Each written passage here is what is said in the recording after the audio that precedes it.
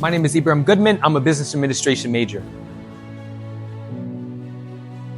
Graduating from Atlantic Cape to me means that I probably saved myself close to $40,000 so far, depending on where I would have went. But the most impactful thing were the opportunities. I mean, I got to go to the New Jersey State Legislature meeting for the budget. I got to advocate on the restoration of $20 million to community college. If that wasn't enough, I got involved in the Men of Atlantic Cape. I got to experience many volunteer experiences through them. I would also say one of the other things that I'm proud of was being a part of the marketing department as a work-study intern. I mean, that was absolutely amazing. Like, I have close to 2 years of relevant marketing experience that I'm able to take with me. I feel like it pushed me ahead so far.